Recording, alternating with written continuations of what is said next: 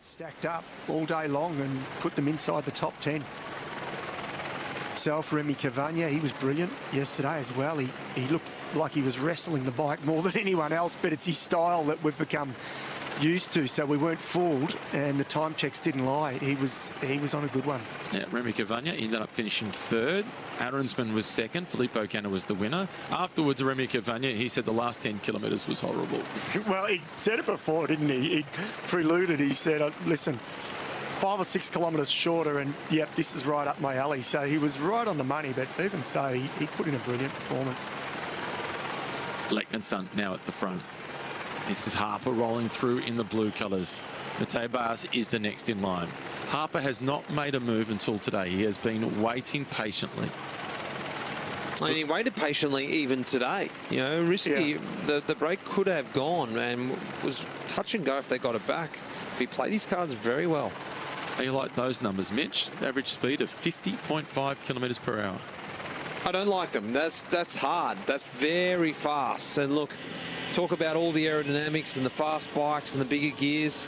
That is moving. And, you know, 11 days into a Grand Tour, the legs are screaming now. This is probably the hardest point of a Grand Tour.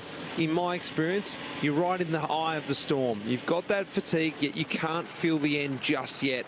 And you get a stage like this. You're thinking, I don't think I'm going to make it. I don't know if I can even make this stage, let alone all the way to Rome. But it's a mental game, and you've got to get over the top of it. It is, isn't it? And because these are the ones where on paper you think, OK, that's cool, I can tick that one off. And then you just do 50 kilometres in the first hour, and it destroys you. So you're right, it is a real mental game. You've just got to... You got to stick, you just got to keep on riding. The old Matty Heyman comment, you just got to keep on riding. The movement continues within the peloton. Incidentally, yesterday, the stage winner, Filippo Ganna, his average speed was 54.9 kilometres per hour. Last place on the stage was Martin Jota from Uno X Mobility. He was 12 minutes behind, with an average speed more than 10 kilometres per hour slower. 43.5 k's per hour. He was only 3 minutes and 8 seconds inside the time delay yesterday.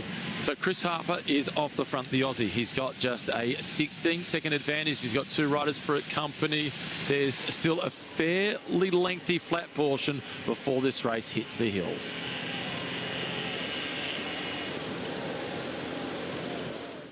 Soccer is the universal language of the whole world. You know the biggest problem? The American sports fan could care less about it. The sport is too foreign. You know, it's for sissies, it's for commies. The fastest way to win over an American sports fan is to show that you could actually compete with the rest of the world. You have to have a professional league to be successful as a footballing nation. Soccer's American Dream, Monday 9:20 on SBS Viceland and on demand. What are we looking at? 7 confirmed fatalities, 3 more in serious condition. You can operate them from the other side of the world. We need to visit the base in Wujiang. Vigil, stream free on SBS On Demand. The case is taking over. It's all about crossing that line. Am I going to remember what I've done? Marcella, stream free on SBS On Demand.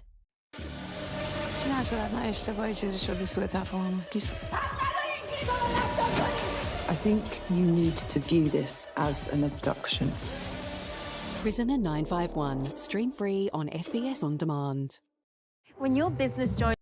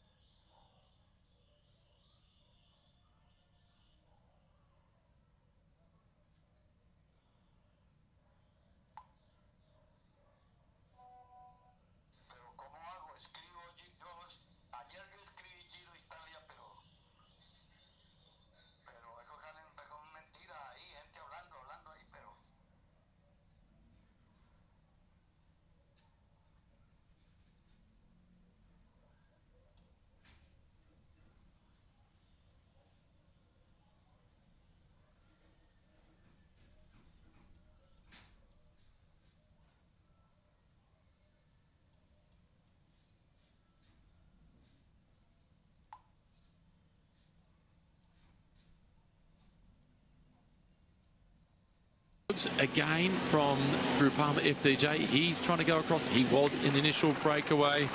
The peloton, the fatigue must be enormous in the peloton with how quick this has been.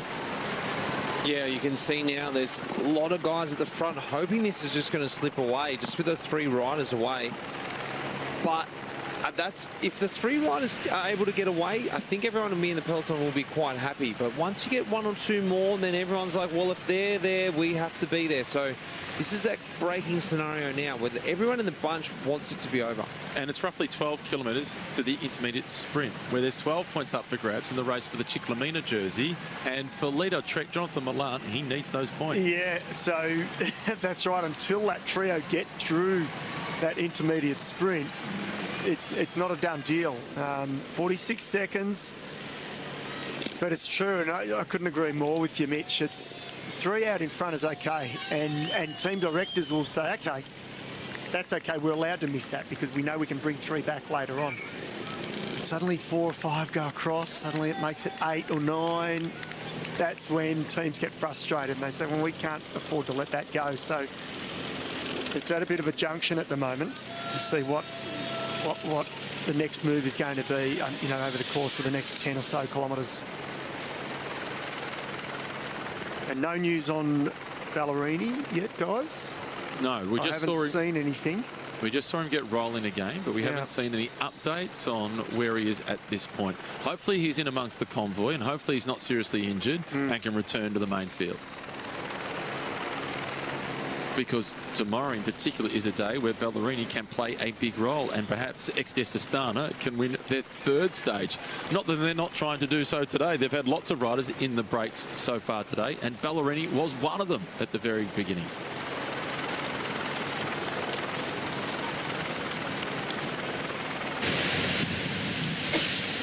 Good news though for the breakaway. It's now at 54 seconds ahead of the peloton. Number 91 sitting down the back, that was Egan Bernal. Really disappointing day yesterday, Mitch, for Egan Bernal. Yeah, well, look, he fell off GC yesterday. Look, that time trial in all essence is the worst thing Egan Bernal could ever hope for. A flat 42-kilometre time trial, all seated power, aerodynamics. I'm not necessarily having go his aerodynamic position, but look, his teammate was loving it. He was licking his absolute lips. Filippo Ganna saw that and just said, I need to start the Giro d'Italia because of that stage. That was perfect for him. And he even said it in his interview that that is something that he really looks forward to. A time trial like that was the perfect thing that he could have ever hoped for. He could set it up. It was one for the real specialists yesterday. One of Tuscany's largest fortified complexes now, an open-air museum. Like a lot of the cities are that date back to the Roman times. It is a beautiful part of the world to come for a bike ride and go on a tour group with David McKenzie. Yeah, absolutely. Thank you for the advert, Matt. This is a lovely part of the world, and I know people probably think I'm making this up, but every time we go to these places, and I said, oh, I've lived here, I've spent time here.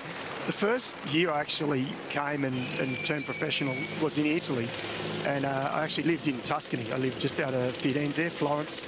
It is a lovely part of the world, it really is, and so many great little villages and things like that we just saw. It's you can't see it all either. There's too much to see. You've got to live there for 10 years to really, really enjoy it all. The counter-attack is on again, and XDS Astana, Bettiol and Ulysses, they hunt in packs, don't they, Astana? They've always got 2 in the move. Well, they've waited till it was up to a minute before they've decided to even move. And this is a bit different than what we saw before. If everyone can remember before, we saw the teams chasing that group of 12 to get back. Now what Astana want to do is break free and get across to the group. They don't want to chase those 3 back with the peloton in their wheels. They want to break free and get themselves across solo. That's right, and they've got the capability in their minds to do it because it's only 3 out in front, opposed to earlier when there was 12. You're trying to chase a working group of 12. It's almost impossible, whereas now they drag 4 or 5, like this little group they've got off the front. This is good, this is perfect. Were you with Bettiol at EF? I was. You were there. Were you there when he won the Tour of Flanders? I wasn't. No, I wasn't riding the Tour of Flanders that year. But Alberto Bettiol there, he's from this region. So Alberto Bettiol is Tuscan. He's from the white roads of Siena. This is a home stage for Alberto Bettiol. He's good friends with Andreas Taffy. Also from this region. So look, he's going to be really fond of this stage today, and he's going to lift an extra level today. Old Betts. He's a rider who is very internally motivated and needs these special little things to lift him a level. A great rider, but we only sometimes see the best of him on days like this when he's riding on home roads, or he feels special in the Tour of Flanders, or little things like that. He's a funny little rider like that. He doesn't win small bike races. When he wins, he doesn't win a lot, but when he wins big, doesn't he? He does. He always gets a result just at the right time, just when contract seems to be up. Bettiol seems to be able to pull a big one out of the bag. He loves the big occasion. He always rises to it. He has been a stage winner in the past, Alberto Bettiol, here at the Giro d'Italia. So the inside 10 kilometres before they go through the intermediate sprint. And again, Red Bull Bora Hansgrohe, just like XDS Stanta, they're hunting in twos. Nico Denz is in the break with Alexander Vlasov. Jasper Stuyven is there in the white colours for Soudal Quickstep, so he's been super active today. This is the third time we've seen him off the front. That's a huge move by Alberto Bettiol there. He was probably pulling on the front there for 2 or 3 minutes to establish that gap. All the riders behind just stuck in his wheel. And if you're trying to get across, that's the best thing you can ever hope for. Generally what happens is if everyone rolls a quick turn and sits up and looks at each other, you need one rider to commit. The fact that Astana have got 2 riders there, Bettiol committed, Ulissi in the wheel going, I've got to at least set you up. If Bettiol didn't make it, didn't matter. They had Ulissi there. So through the sprint in Luni, that's 7 kilometres away. And then look a little bit further along Macca. There's an unclassified climb. Yeah. If this group is still within a minute or thereabouts from the peloton, we're going to see more counter-attack surely. We are, but we are starting to see the first chinks in that peloton, aren't we? Just riders starting to feel it, starting to feel tired. Even that last shot, I think there's a Movistar rider just surging because they've missed that counter-attack. But there's less riders now charging from that peloton because they've been at it now for the best part of an hour, averaging 50 kilometres already in that first hour. And this is a really strong group here. So to get across to this group who look like they're working, you've got to have some serious horsepower if you're going to close this down. And we've got a Chris from Australia in the front group. We've got a Chris from Australia in the second group. The Hurricane is back. Hamilton has made the split. He knows how to hurt, doesn't he? We saw him in that first breakaway. Unfortunately, got clipped off the back there for whatever reason, caught out on a corner. Then we saw him off the back of the peloton, got caught out again. But now he's back in the move. Is he? I don't think it is. I hate to say it, guys. Spoil the party. The style doesn't tell me it's him, actually. I thought I saw his smile. Me too. I thought I saw the teeth. maybe. Because I saw that rider before, and I thought, is it him? And then I thought, no. I'll tell you who I think it might be. No, I'm not sure. Maybe it is him. It could be Tim We'll wait and Naberman. see. But yeah. Saw a little glimpse, and part of me is there with him in hope. Yeah. No, it's not. No, it's not, is it? It's too big. It's Tim Naberman. It was hope, Mitch. We saw the teeth. We thought that's Hamilton. The teeth, I can understand why you got fooled by the teeth, actually. Yeah. But Picnic Post and Alt, they need this. They need a big result. They've only had one win for the entire season. Plancard now coming through for Alpecin. Do you see the fist pump? That was between Vlasov and Nico Denz. They think this is going to stick. Yeah, well, they're motivated. I like that. I like that. And the reason would be is because they'll be getting word back from their teammates in the peloton. The word must be floating through the radios. Boys, they're setting up here. This is the break. Let's get some images back on the peloton so we can confirm that. Oh, and look out. I mean, they're hurting, though. Look at Naberman. He's just flicked across to the left here, so that the chain momentarily is broken. Now it's up to Astana now to keep it rolling. Ulissi there in second wheel. He's now got to flick over. and just keep that chain continually rolling through. Sturven is the rider who is at the front. Hulgaard is there for Uno X Mobility. At the back of the group, this is Crisioli from Polti Visit Malta. Also there is Plancard from Alpecin Premier Tech. And the peloton is in the distance. This is promising for this group.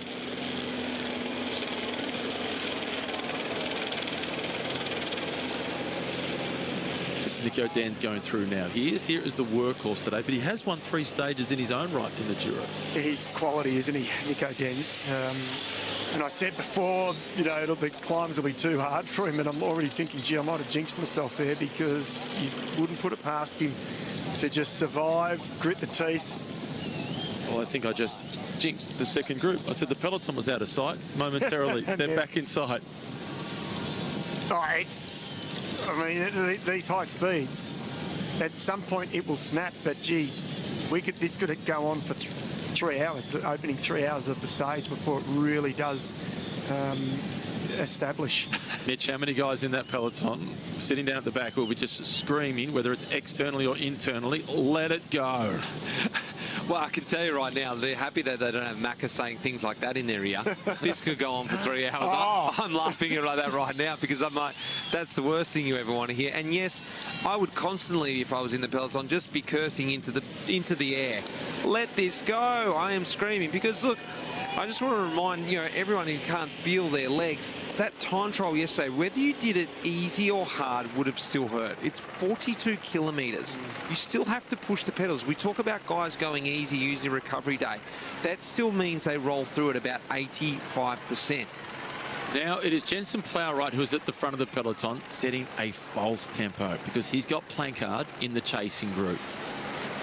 Pinarello Q36.5, Astana coming to the front. All teams with riders in the front group and the second group are at the head of the peloton trying to slow it down. This is promising. Yeah, and because it's quite a strong group as well here, they're working well together. So they've got some horsepower here. They've got a clear objective. A lot of these riders sort of waited when that first attacks happened at the start of the stage. We didn't really see a lot of these names here that are present now, so they're relatively fresh, you could say, when they did jump. But guess who's missed it? EF Education. And? UAE, yeah. And that's bad news for the breakaway. Yeah, it is at some point, maybe not initially now. Is that a UAE rider? Jumping off the front. It's an EF rider that's trying to go off the front. Yeah. Reaction coming from Net Company Ineos. Bismar Lisa bike. The rider for Net Company Ineos is Magnus Sheffield. This would be an ideal day for Magnus Sheffield to be in the breakaway. Yeah, especially with that Rafferty again, Mitch, from EF. Missed it. Yeah, look, he's got the strength, but he just doesn't quite have the tactical nous, does he?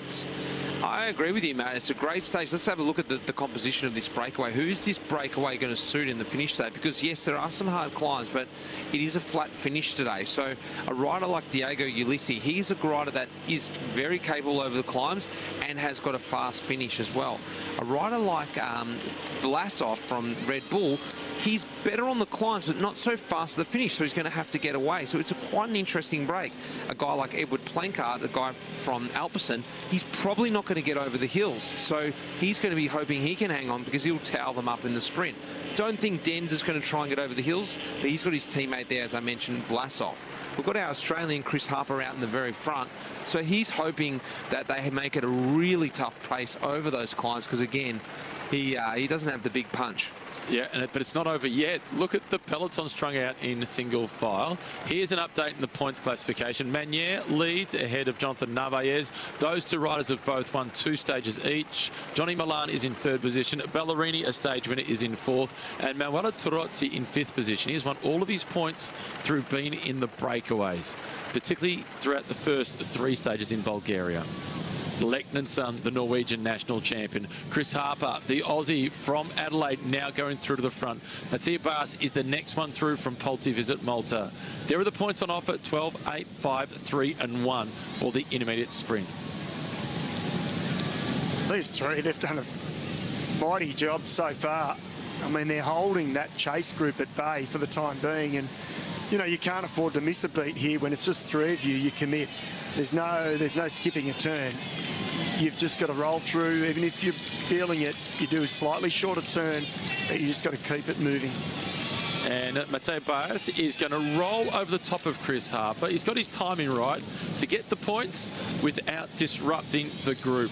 We've seen it every time with Polte Visit Malta. When they've been in a breakaway, they've tried to take the points at the intermediate sprints. Baez does it again for that team. Lecknan's son is the next across, then it is Harper. Those two not interested in the points. They want the time gap. They want the time gap to grow. But he's done the right thing. He's gone through the intermediate sprint and he's persevered at the front. Yeah, that's a smart thing to do, and it's the gentleman thing to do if you want the points. And they would have been well aware of that. It wasn't like he was pulling the wool over them, but he continued on with his turn. He didn't just swing up as soon as they went across the line. He went another 100 metres out of respect. I'll pull a slightly longer turn. And as you say, Matt, just keep the trio tempo up. Group 2, 9 riders in this group. They're getting close to 1 minute ahead of the peloton. That is promising for them. I wouldn't be surprised if the three out the front now get a message from the sports directors to ease off the pace and come back to this group. It looks like it's going to get established. Do you think it'll be sooner rather than later? I think so. I don't think that three out the front really realistically want to push on too much longer. They've used a hell of a lot of energy just to hold that pace and that gap for, you know, over 20 kilometres now. They've done 67 kilometres. Has this combination with what looks like classic 1980 school chairs in amongst this old Roman amphitheatre that dates back to the 2nd century AD. Yeah, fantastic. Wow, 7,000 seats back in the day. And when you go to the old Roman amphitheatres or Colosseums like in Rome, etc., you can see the same sort of structure that you would see at the SCG or the MCG, and the way it is all set up. It's incredible. Yeah, it's phenomenal. It's last year I was lucky enough. I've been there once or twice before. I went back to Pompeii and had a look, and it is mind-boggling, and they are still uncovering more and more parts of the Pompeii, of the city, because it was a city back in the day, a thriving city, and they're still digging up more ruins. It's incredible. And Chris Harper continues to discover more of himself as a cyclist in Italy. Had a great ride here last year on stage 20 to Sestria, the Queen stage, and Harper went out the winner. He starts the day at 7 minutes and 22 seconds down in the general classification. He's the best placed rider amongst all those out ahead of the peloton, and there is 12 in total between Group 1 and Group 2. How's this look for Bahrain victorious, defending the pink jersey of Afonso Eulalia? All good, I think, thus far. This is because in the second group, Vlasov is at 13 minutes. So no stress for Bahrain victorious and their leader. So this is actually a pretty good scenario with the riders that are out in front. Well, they're 10 kilometres away to the foot of the uncategorised climb. It's a climb of 2.5 kilometres at 5.5%. Here at the Chasers, Vlasov is the best placed overall from this group at 13 minutes and 57 seconds down. This is Crescioli going through now for Polte Visit Malta. That would give them 2 in the breakaway. Next one through is one of the most experienced members of this year's Giro d'Italia, an 8-time stage winner, Diego Ulissi. Vlasov, a man who's been on the podium in Paris-Nice, and he's won stages there as well. Outstanding climber. Naberman now going through for Picnic Postinel. Nico Denz, who's been a multiple stage winner in this race. Marcus Hulgaard is there for Uno X Mobility. It's Edward Plankard in the blue colours, wearing number 5 for Alpecin Premier Tech. And concluding the group, number 135 in white, that is Jasper Sturven. 20 seconds is their deficit to the Chris Harper group.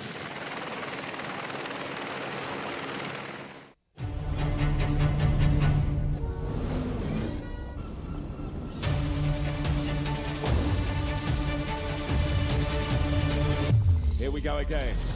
Got a bunch of fans calling my phone, say that I'm number 1, yeah, I know. You can't get me off of my throne, nah. It feels like it's been worth the wait. You won't say a word when I show up.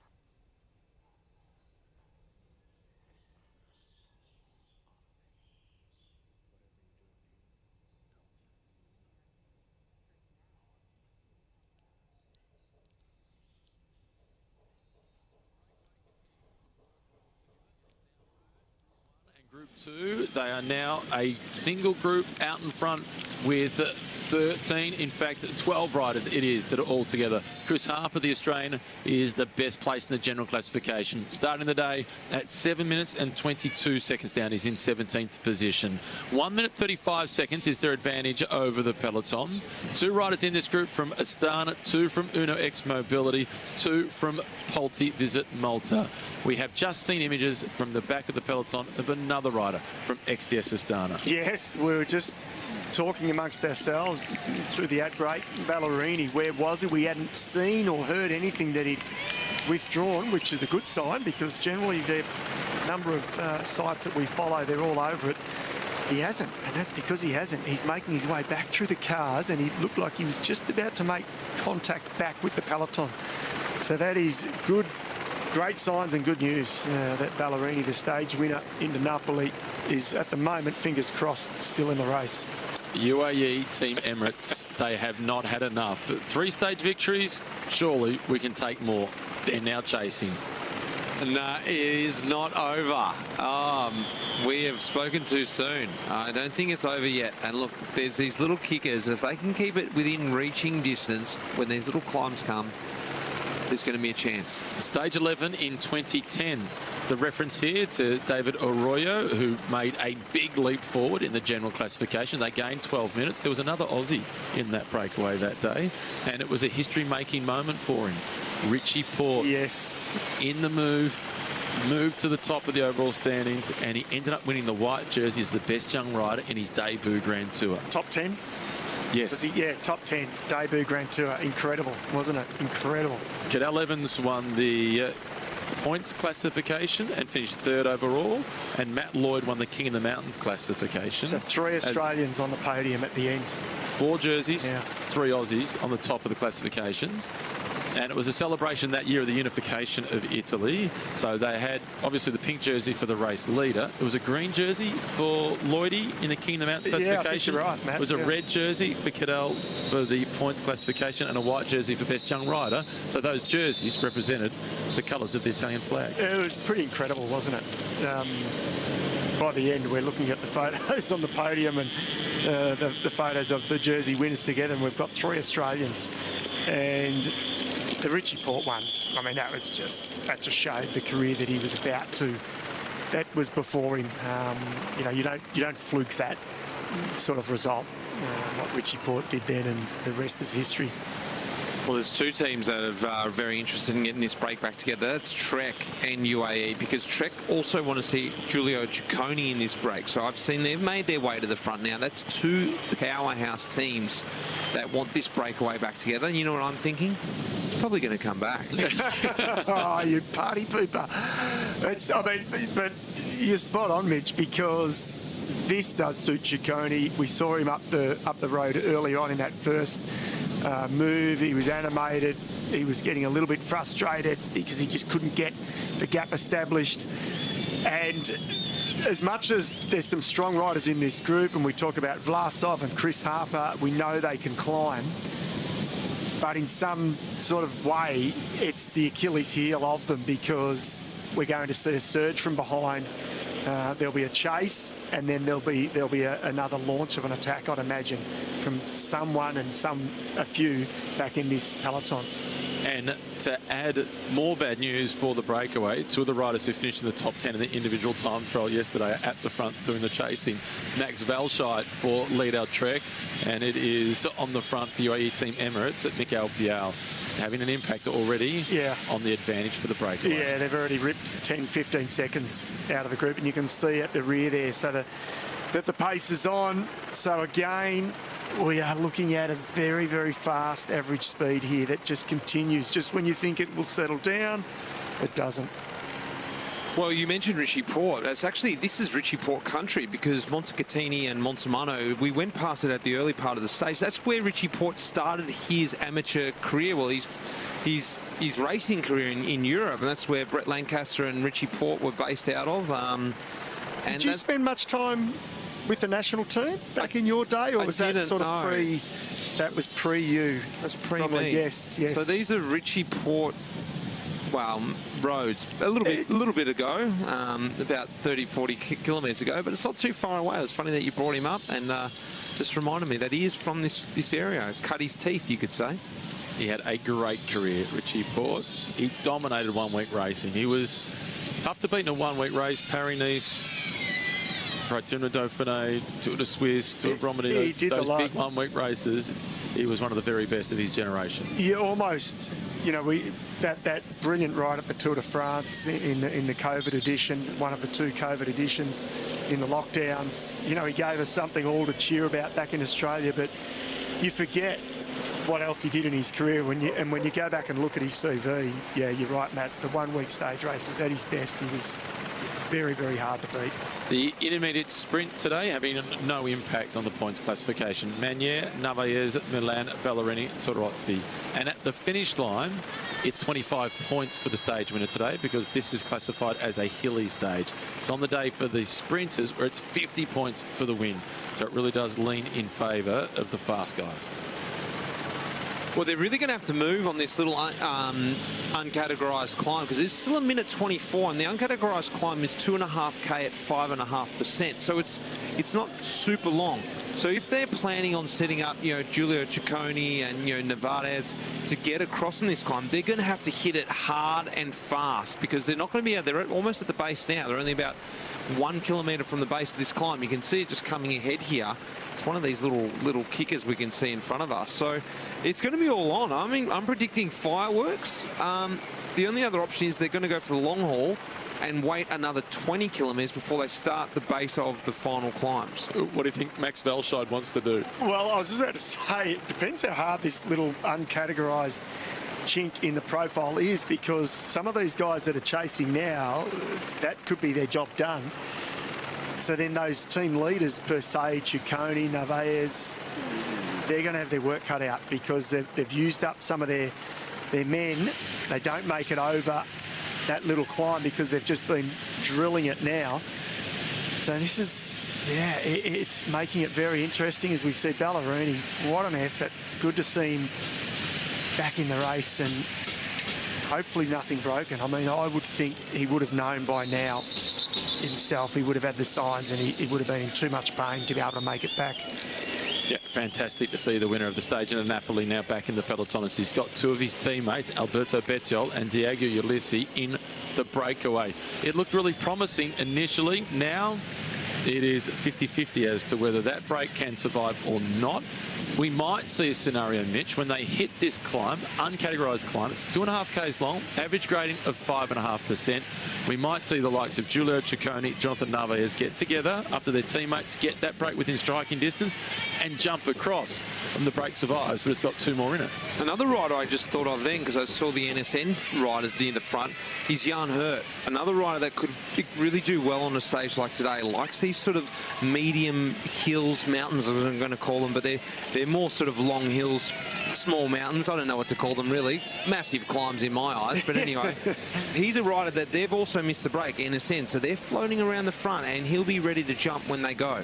Ballerini's floating around the back. This is going to be a long, tough day and a sore night's sleep. This is Sobrero now as they're approaching the climb. And for Movistar, it's Ivan Garcia Cortina on at the back of the peloton. As soon as he's rejoined this race, Davide Ballerini is now being dropped, paying the price for what was a nasty-looking crash. Yeah, he's just got to grit the teeth. He's just got to grit the teeth. It's going to be a tough day for him no matter what. As long as this tempo keeps high, yeah, he's just got to keep boxing on. He's got to try and stay in the envelope of the peloton, of the convoy of cars, I should say.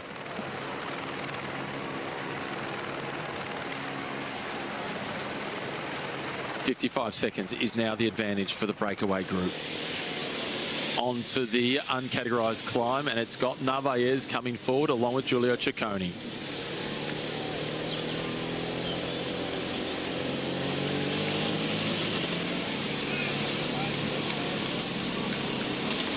Stage 11 of the Giro d'Italia, and so far it has been a fast one with 114 kilometres remaining. Hello and welcome to everybody in WA joining us for what has been a fantastic Giro so far for everybody in the West. Afonso Eulalio, he still leads the race overall, 27 seconds ahead of Jonas Vingegaard, followed then by Tymon Arensman and Felix Gore in 4th position. Next up, it's the beginning of the WA Cup. Ben O'Connor is 5th, Jai Hindley is 6th, Michael Storer is 7th. They've been riding incredibly well. Matthew Keenan with you, joined by David McKenzie and Mitch Docker. Macca, you're loving this. It's a day for the breakaway, and it's been race on since kilometre 0. Oh, these are the best stages to call. So, no, loving it. Good evening to you both, gentlemen, and good evening to you WA cycling fans. You'd be loving it. 3 guys from WA inside the top 10. What a treat, and they're all doing a fantastic job. And as you said, Ben O'Connor, he had a brilliant individual time trial overnight. So they're nestled in there somewhere. We haven't seen too much of those 3, which is good. That's a good sign. We haven't heard too much. The camera hasn't picked them up, so that's good signs. They'll just try and hide today, but it has been a very, very fast race so far. There is a breakaway group of 12 riders. At one point, they're out to 1 minute and 30 seconds ahead. It's now been reduced significantly. The best placed rider in the general classification in the breakaway is the South Australian, Chris Harper, who's at 7 minutes and 22 seconds down in 17th position overall. But Mitch Docker, the reactions are coming from the peloton, and here in the red colours is Lennart van Edveld. No, this is not over, Matt. This is not over by a long shot. And Trek and also UAE really lit it up on that climb there. It was a twisty, sharp climb. Lennart van Edveld going straight over the top. There's some key teams that have missed this break, and they think this is their chance to get a victory. Alpecin Premier Tech, could it possibly be Jensen Plowright, or is it Francesco Bazzato who's trying to go across for them? Let's get the cameras down closer and take a look, because Jensen has had a great season. The bunch is splitting up. Sorry to interrupt, guys. The bunch is exploding. This is a hard point of the race. They've been racing very hard now for 80 kilometres, and then they've gone whoop speed up this little pimple, and it's split everywhere. Yeah, it's not even a categorised climb. They've averaged 50 kilometres in that first hour. They've effectively averaged 50 to this point, and this is where you're going to see the elastic band snap. And the GC guys, you've got to be just on your toes a little bit here. You're thinking about the climbs to come, but you've just got to be at the front. You've got to have a couple of teammates around you, just keeping you nestled in a nice spot. So that's what we're hoping for the 3 Australians who sit inside the top 10, that they've just got a couple of teammates around them, just protecting their interests, keeping them towards the front. You can see the gaps opening up, as you said, Mitch. So this is a really hard point in the stage. Over the top of the climb, short descent, and then there are 10 flat kilometres before the next uncategorised climb, then another short descent, and then the first of the categorised climbs, which is a Cat 3 climb at 7.5 kilometres. This is race on. Gloves are off. It just hasn't stopped, has it? Has not stopped at all. It was Plowright. It looked like him, yep.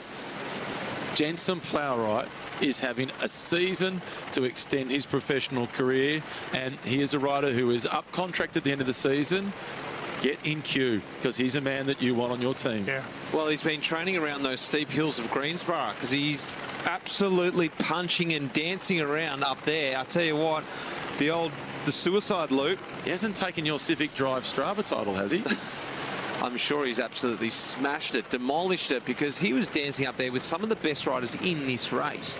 That's fantastic to see the kind of form he's got. Like, I mean, it's not just that climb, it's what's happened today leading into this climb that is making this race so interesting right now. There's riders at the back here, we can see at the top of the screen, who are just hanging in for grim death, fingernail stuff right now. And here is the pink jersey, Afonso Eulalio. He was all smiles at the end of the stage yesterday. He lost close to 5 minutes on the stage winner, Filippo Ganna, but he put in the time trial of his career to stay in pink. Yeah, and we always knew he was going to, didn't we? Prior to that, his time trial results were nothing to write home about. But he probably didn't have anything to ride for, or too much to ride for, in his previous time trials over various races. Yesterday, he had everything to ride for. And he did. And it wasn't a course that suited him, pan flat. I imagine a few rolling hills he would have been better off, but he did. He rode out of his skin. And it was a good performance that is not Jensen Plowright.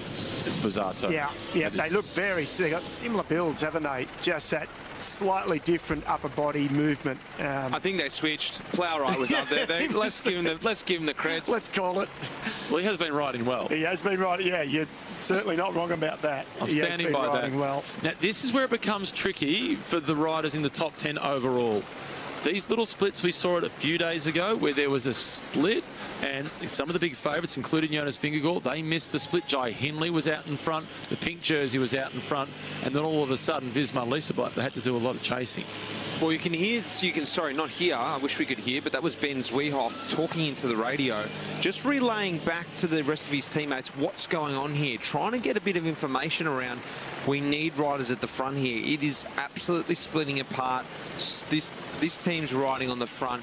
We've got Alpecin pulling because it is splitting up. And that's not down to legs. Some of it is down to legs, but it's down to positioning now. They want to slow up the peloton because they've got 2 riders in this leading group of 12. For Red Bull Bora Hansgrohe, they have Nico Denz and Alexander Vlasov. Yeah, and this is where this group of 12, they don't want to drop their morale here. They've got to keep just chipping away. They've got to keep working because now that peloton have come off that small climb, ooh, she just overcooked that Harper ever so slightly, but he corrected it, no problems at all. So they've got to keep riding because the peloton will ease up. Unless there's some organisation at the front, this gap, I imagine, might just blow back out a bit here, or maybe not. As I say that. UAE on the front again. This is Jan Christian now who is setting the tempo. Einar Rubio behind him. Garofoli for Soudal Quickstep or Ricagni? It's Garofoli who's coming through now for Soudal Quickstep. Sobrero is the rider who is there for Lidl Trek. And Net Company Ineos with 1 in grey sliding into the split. Look, if it goes on long enough, this could be a really good stage for the Aussie, Jack Haig. I'd love to see him on the attack. I'd love to see Jack Haig can be a very aggressive rider. He's slipped back into more of a domestique role these days, but he can be very aggressive on a stage like today. Will they give him the freedom, though, given the captain role that he plays and protecting Tymon Arensman, who's 3rd overall?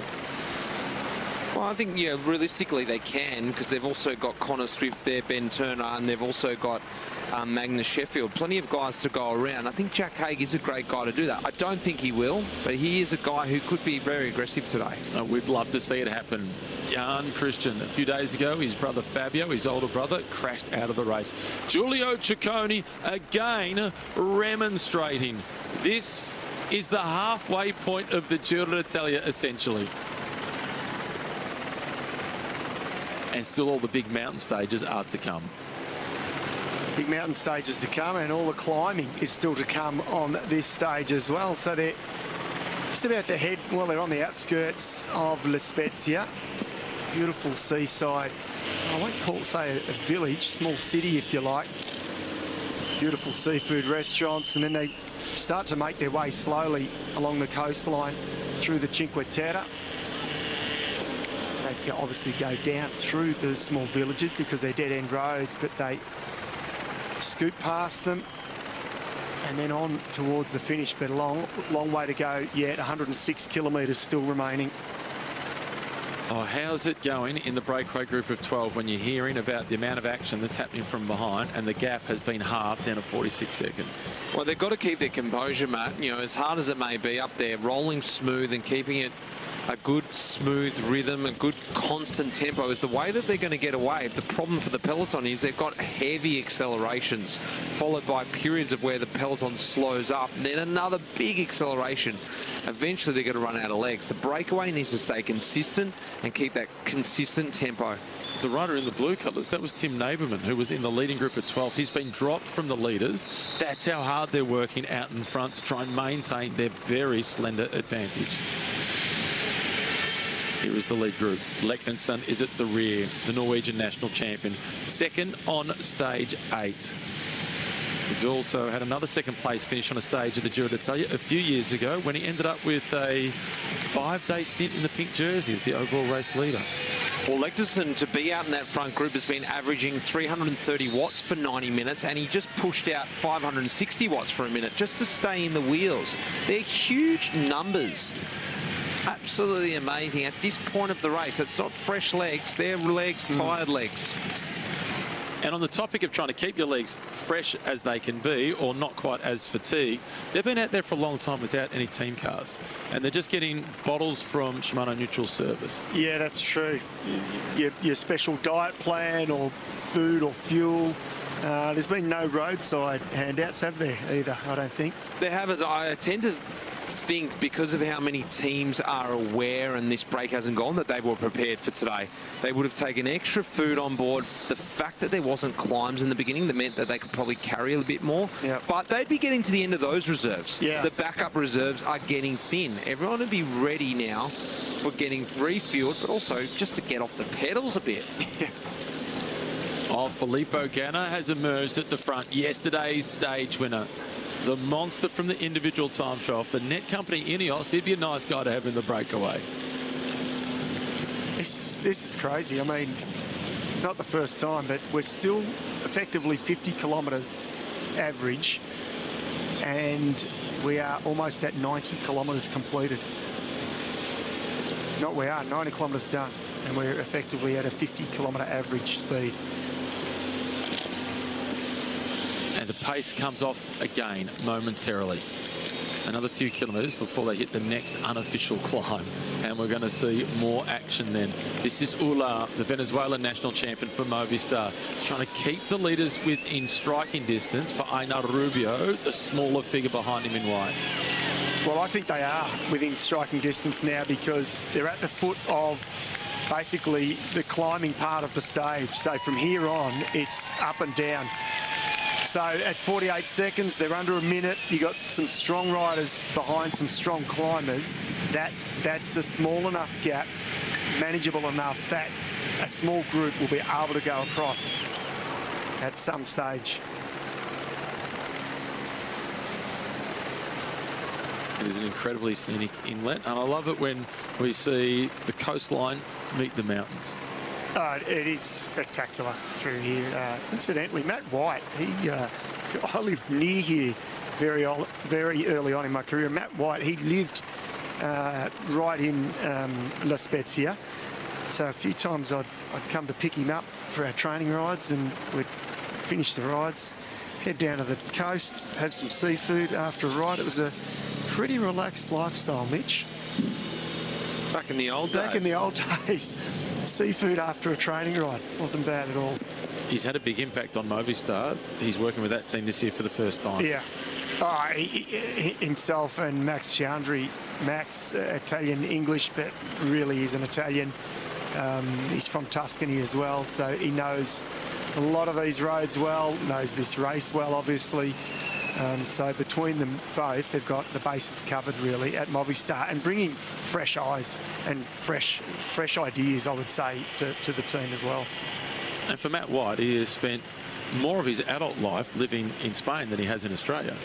Yeah, it's interesting because, and even up until probably even recently, Matt has said to me, I mean, his kids speak fluent Spanish. They've lived down just south of Valencia for a number of years now. But up until recently, he's Italian. He's better than his Spanish himself, so he speaks better Italian. He travels a lot out of Spain for a lot of the races. His wife speaks excellent Spanish. Jane Saville, she's an Australian. She was obviously a former world-class walker, but she speaks excellent Spanish, and so too the kids, but he's more Italian himself. Now at the back of the peloton, this is Teutenberg in last position, Valscheit in second last spot. Valscheit has done a lot of work to try and bring Lido Trek back within striking distance of getting into the breakaway, but it's gone to gas off for a moment, and the advantage for the leaders that returns to 55 seconds. We are on the base of the start of the climbing part of the stage. We're essentially over halfway through the stage now, and the back half of the stage is shark-toothy, and what I mean by that is just up and down, up and down. And look, we're about 20 kilometres away from the first categorised climb, which is the Category 3. It is 6.9 kilometres, average of 5, but it's 10% pinches in it.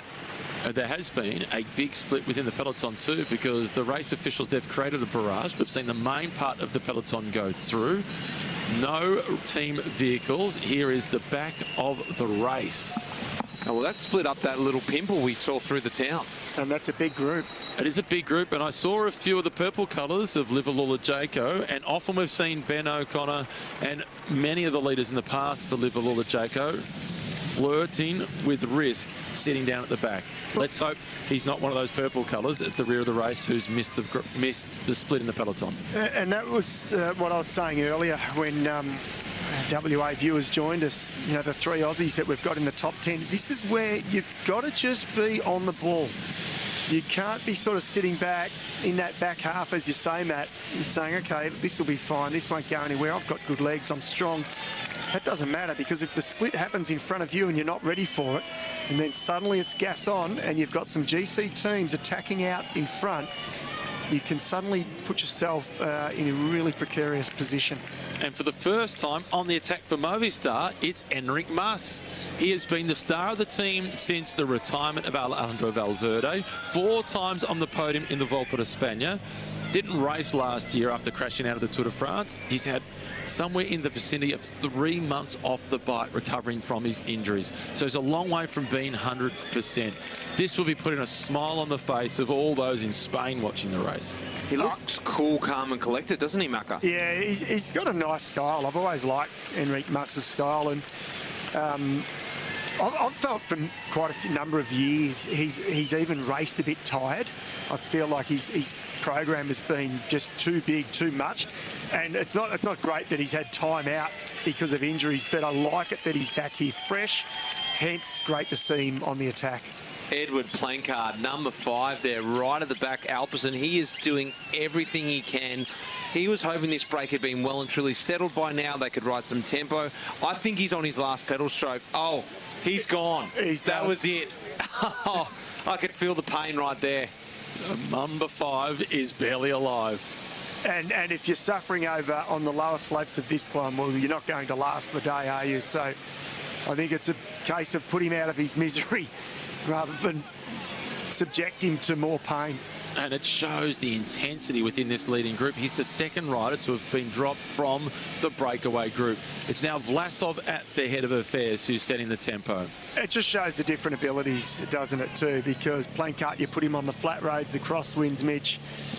As soon as you get to the climbs, riders like this, Enric Mas, Chris Harper, we see out in front, Vlasov, they look like they're just cruising. They're not. They're working hard, but the difference in the abilities. Well, Plancard is part of a lead-out train for the sprinters across at Alpecin Premier Tech. Meanwhile, Alexander Vlasov, 5 years ago, he finished 4th overall in the Giro d'Italia, and 4 years ago, he was 5th at the Tour de France.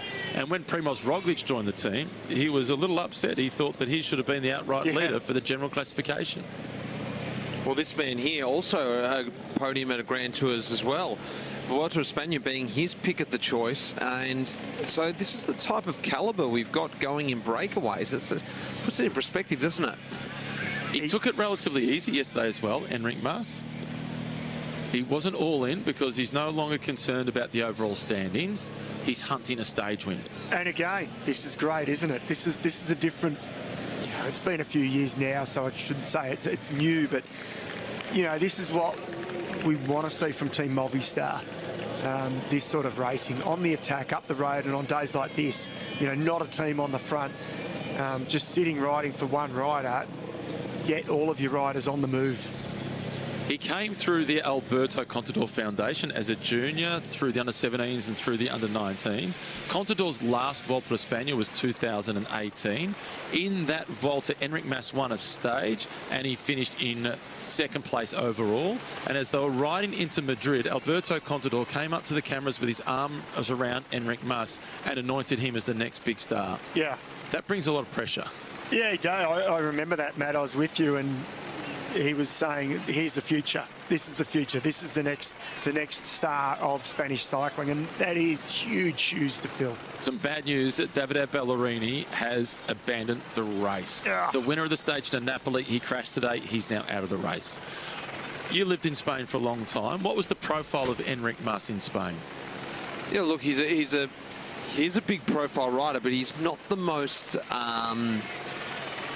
public figure in terms of he's not a big sort of fan in terms of everyone doesn't get around him. He's not a people's person. He's a bit of a quiet person, so he goes about his business. That's what I like about today. This is breaking him out of his character, this stereotype of a guy who just follows the wheels and chips away at things. I love seeing him on the attack, showing some aggression, going for it. He's only won one stage in a Grand Tour. Can you believe that? Out of all the Grand Tours he's ridden, one stage. Which was that one you just mentioned. The Vuelta a España stage. 8 years ago. Wow. And as you alluded to, lots of times on the podium, here's confirmation of Davide Ballerini abandoning the race.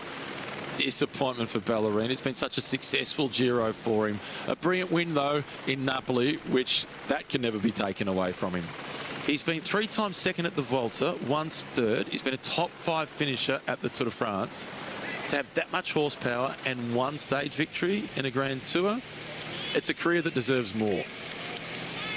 Did you see that helicopter view there? You could see groups just hanging by a thread. Like, I mean, that thread is so fine, it's about to snap. And this climb with those turns is probably going to break that rope. Chris Harper is leading the breakaway group as they approach the top of this climb. And bear in mind, this one is uncategorised. A short descent, and then they're on to the first of 3 categorised climbs on today's stage. It's Cat 3 climb. This stage is going to go down as one of the greats of this edition of the Giro d'Italia. Soccer is the universal language of the whole world. You know the biggest problem? The American sports fan could care less about it. The sport is too foreign. You know, it's for sissies, it's for commies.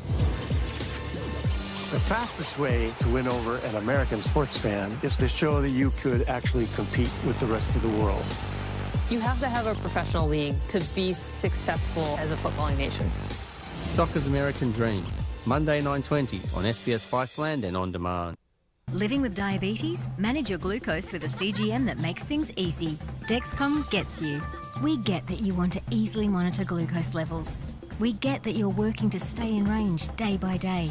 And we get that you don't want to stop for finger pricks when you want to make a splash. Easy, accurate, with better health outcomes. Shop the Dexcom One Plus for people with type 2 diabetes or get Dexcom G7 subsidised for Australians with type 1 diabetes. Dexcom gets you. Get started at dexcom.com.au.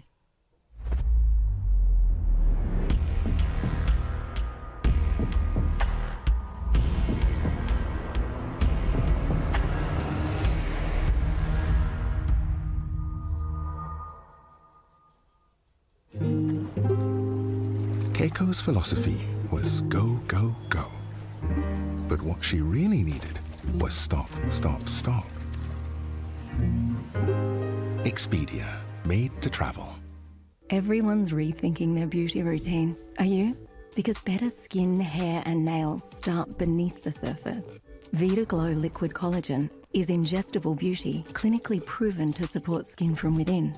Powered by marine collagen peptides, vitamin C and biotin for firmer, more hydrated skin at a cellular level. Just 1 sachet a day.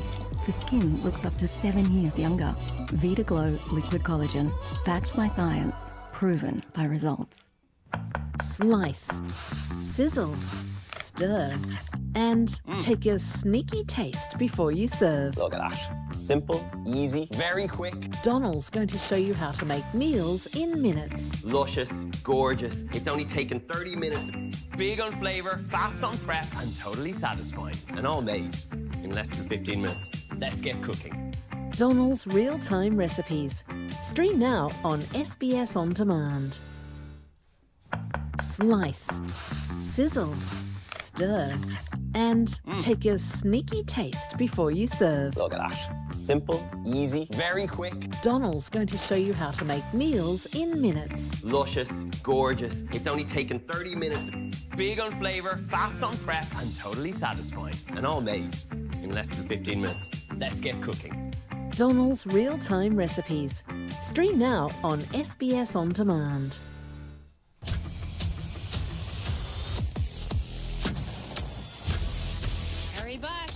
So Walker killed your mother now, that's your theory. Are you gonna go after whoever did it? I changed who we are. So those rules for you, Harry.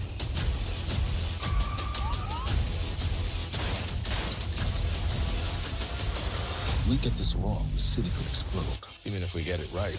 Bosch. Stream the first 4 seasons on SBS On Demand.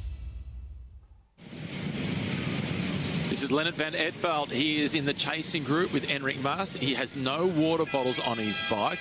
He's called for water off one of the race camera motorbikes. That's one of the camera operators who has given van Edveld a water bottle. We spoke about it earlier, about the lack of team cars behind them, the rapid speed, the peloton splitting up. It's going to take its toll.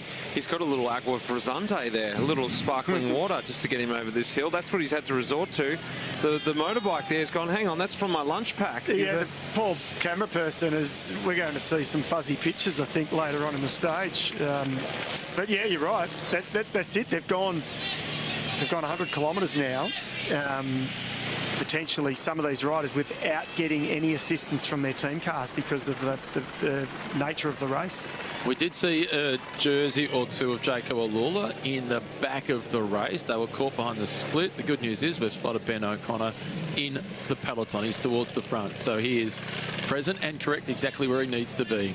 Igor Arrieta again with Matteo Sobrero behind him. I'm honestly sitting here in my chair laughing because I can't believe what I'm seeing. I'm seeing these guys over and over again doing these huge attacks. I don't know where they're getting these legs from. This is, again, from the peloton, a huge reaction. Is this Ciccone going as well from Little Trek here? Looks like, is it Ben O'Connor moving from Jaco Alula, or is it Hatherley? Too short to be Ben O'Connor, more likely to be Hatherley. But the yellow colours of Visma Lease bike, they're not the race leaders. They're in second position overall. They're coming to the front. We're seeing more of the yellow at the front. They look like they want to try and calm this race down.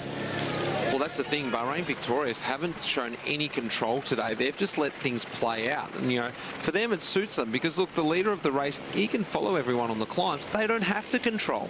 And could they control it anyway if they wanted to? Nobody can control this. No, and as hard as the stage has been, it's hard for everyone. So if they had have presented the script to Eulalio and Bahrain at the start and said, well, you sign up for this right now and this is where you'll be, he would have said, where do I sign? I'll sign up for that right now. They haven't had to do anything. They've just had to sit back. No doubt there'll be some teammates that have been hurting and suffering, but everyone's hurting. You've got to remind yourself when the chips are down and you're having a hard day, all you've got to do is look around you and there's a few faces that are grimacing right next to you, I'd imagine. Rubio, again, the white colours for Movistar. The blue, Warren Barguil of Picnic Post NL, who's always had a reputation of being a very good descender. And Rafferty for the third time from EF Education Easy Post. Well, I think you could say that about every rider for the third, for the fourth, for the fifth time. Everyone's had multiple goes today. I don't know anyone who hasn't had a chance to get off the front today or repair a hole in the peloton, close a gap. Everyone's had their face in the wind today. I tell you who's had their backs to the wall a little bit, and I know they're down 3 men, and we've talked about them a lot, UAE. They need to make a move. They need to make, they've missed the 2 key breakaways and they've just had to attack and chase. So they're spending some bickies here. So they need to sort of, they're in that next counter move at the moment. So that's good for them. But yeah, they've got to make the next serious one. Well, here's one of them. This is Arrieta. Other 2 riders from UAE Team Emirates, Antonio Morgado and Miguel Bell, they've been dropped from the main peloton. So UAE Team Emirates, they're down to 3 of their 5 riders in contention. And Mitch Docker, for the first time, we have seen Bahrain Victorious, the team of the pink jersey, Afonso Eulalio, at the front of the peloton. They're trying to take control. Well, yeah, he's trying to move to the front now. He needs to. Now he's limited with teammates. He doesn't want to get exposed and suddenly now, get exposed with other GC riders moving with some of these. He needs to try and show some control here. And given how tough the stage has been so far, and they're about to hit the climbing in the stage, there is a chance that the break can at some point actually really blow out and take a lot of time because the peloton will be exhausted. And Bahrain Victorious, they don't have a lot of resources. No, they don't. What they do have up their sleeve, though, is time. Because when you look at everyone in that move, it's still Chris Harper. As I scan down, he is the closest in general classification, 7 minutes and 22. So they do have time up their sleeve. And and if it does start to blow out, I think you'd get a few other teams that would get a bit more nervous than Bahrain. So they don't have to kill themselves here. They don't have to destroy a number of their riders. They can just, if they play it smart, they can manage this situation. Bahrain, they've put Alex Segart onto the front, and Alex Segart is their best time trialist. He was top 10 finisher yesterday. He's been a dual winner of the European Under-23 time trial title. They're putting those skills to good use. Back on board with the leaders, Chris Harper, number 116 in the navy blue colours, the rider from South Australia. This 162, this is Crescioli from Polti Visit Malta. He's got a teammate, Matteo Bass, who is at the front. Astana, they've got two. Number 222, that's Alberto Bettiol. He's got his teammate, Diego Ulissi, with him. The white colours with 135 on his back, that is Jasper Sturven. Two in the move for Red Bull Bora Hansgrohe, Nico Denz and Alexander Vlasov. Have we missed anybody? Yes, we have. Two from Uno X Mobility, Marcus Hulgard and Andreas Leknensson. That is the composition of 10 incredibly strong riders out in front. The chasing two, in the red, that was Lennart van Etveld. In the white, it was Enric Mas. This is the next group. There's 11 or so riders in this group. There's some strong riders in this group. You've got Giulio Ciccone. You've also got Arietta. Scaroni's in there as well. It looks like you got Van der Lee, Jordi Van der Lee from EF as well. So, like, this is another strong group. No surprise, because there's only strong riders left at the front of the race. You can't fall into the breakaway today by accident. By the way, we get to start the first official climb. I was just about to say, can you believe we haven't had a categorised climb yet? We've had some climbs, but they haven't been categorised. So that is all still to come on this stage, and we talked about it in the early part of the stage in the profile, and hence now 90 kilometres to go, and pretty much the bulk of the climbing is still to come. Only 20% of today's stage being classified as flat, and that is mostly behind them. Still not at the base of the first official climb of the day. Igor Arietta again. Warren Barguil is the rider behind him. Hathily it is in the purple colours of Jacob Alula. Mountain bike world champion, bronze medalist at the Olympic Games. You know what? I'm actually not surprised that he's there, because mountain bikers only know one level of speed, and that's just fast. Once that whistle blows or the gun shoots in a mountain bike race, they don't stop until the race is over. This has got an essence of that. It's been full gas, and even the start was like a mountain bike race. Clip in, let's go. Yeah, it was, no neutral zone. Yeah. Race to the first corner. So it's 3.3 kilometres to the start of the first categorised climb. Wow, that's right, and they're climbing, and we're looking at the profile on our computers here, and you're right, it climbs up to the start of the climb. You know, the best thing about the top of this climb, Macca, is they're going to have a beautiful view of the Cinque Terre National Park from the top. I'm sure they're all going to have a little pause and have a look down there. As you know, it's a beautiful view. It's worth the stop at the top. If only they could. If only they could. Yeah, it is a lovely part. As a tourist, they don't get to enjoy any of that today. The beautiful thing about this climb, I've just realised, is they're going to be able to get a feed. This is necessary. We're going to see all the riders getting a feed. Here he is, Paul Manier with the rider. This is enough for Paul now. He has had to call it. It's too much on this climb.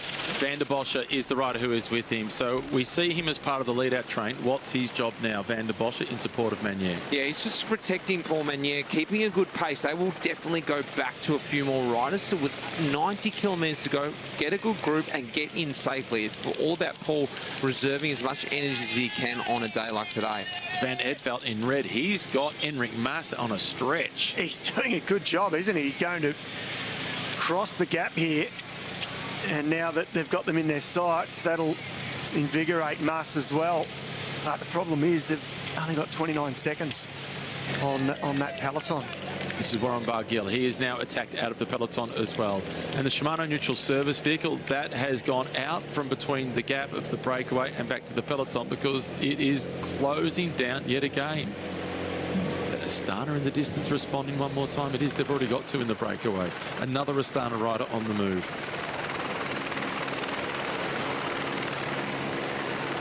And is that Narvaez? It looks like that familiar style, doesn't it? Yes, it is Narvaez, the national champion of Ecuador. He already has 2 wins in this Giro. He has 4 throughout his career. Now we have Filippo Zanna on the move for Soudal Quickstep.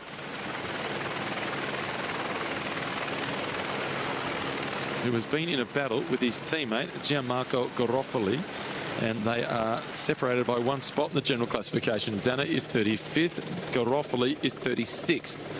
And there's been reports of those two having some arguments, some vigorous disputes at the end of stages. Zanna not happy with some of the actions being taken by Garofoli. I need more. I need more information. I need more footage. Here comes Narvaez. Geez, this guy is smart, isn't he? Yeah.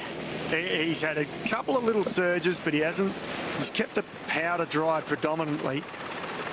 And now he senses that this could be the moment. This could be the moment where they can cross the gap and then that breakaway start to establish itself properly out in front here.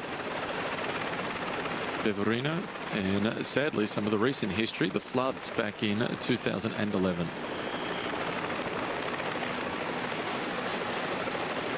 Like many of these villages that we see perched at the top of these hills with that type of architecture, they date back from the medieval period.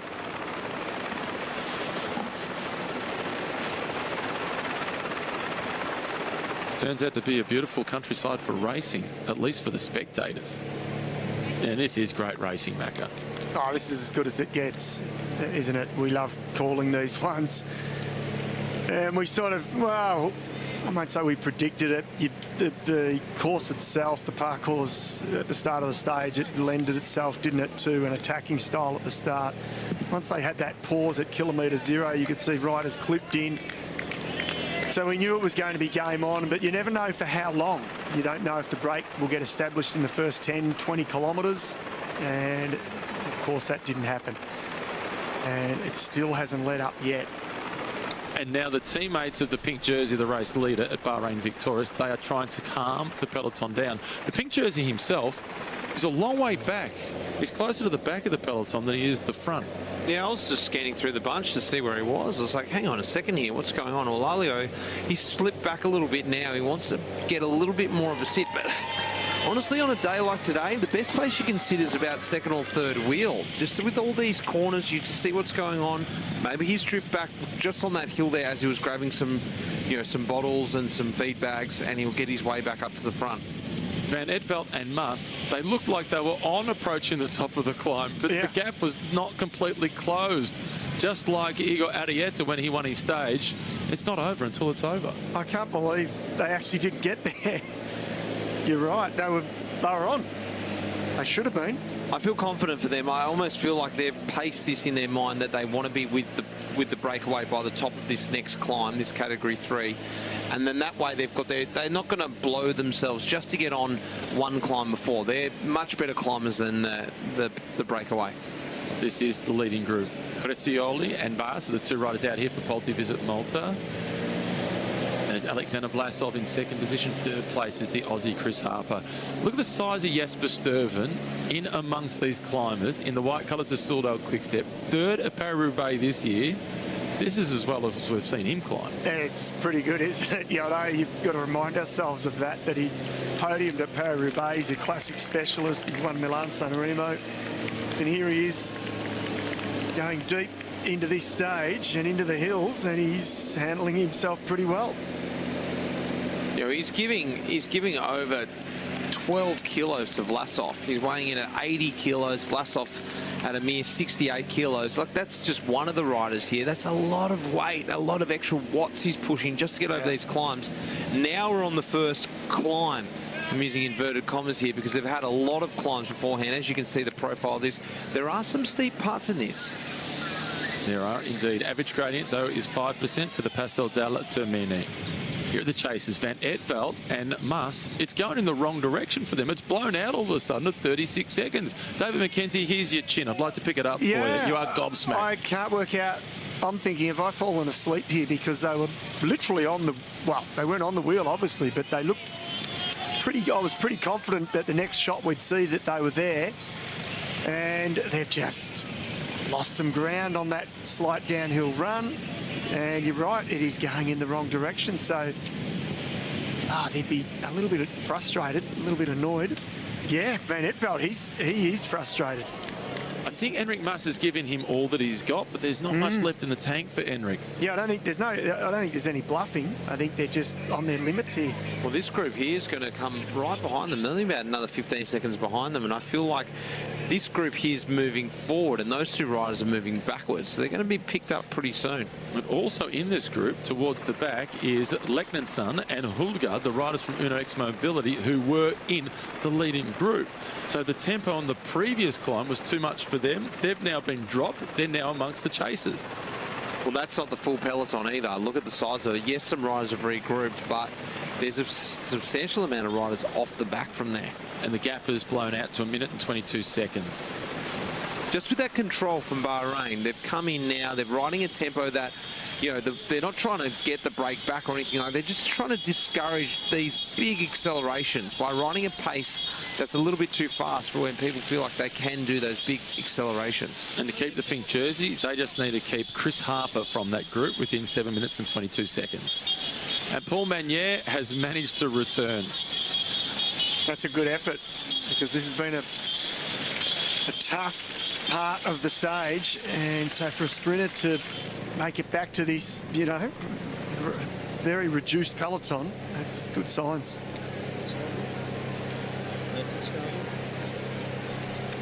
This group now is at 37 seconds behind. The good news for them is the gap that is starting to blow out to the peloton. So at some point, Mitch, surely the leaders have to ease off. You would think that would be logical, but there hasn't been anything logical about this stage so far. And Leknenson, who has been a top 10 finisher overall in the Giro d'Italia, he is now getting dropped from the chase group. The Norwegian national champion is off the back, and his teammate Marcus Hulgaard looks to be in real trouble too. Well, Enric Mas now putting some big efforts in here. I don't believe that time of 18 seconds. And I feel like Enric Mas was really trying to pace that descent. He knew he had the legs to climb back on. This is a 6-kilometre climb. He didn't have to panic because he was going to settle into his tempo. Look at that beautiful pedal stroke there. High cadence. He's riding his pace. He doesn't want to go over his limit. Well, we've spoken about some of his results. He's got loads of experience, and he is using that now. Here comes Vlasov coming through to the front.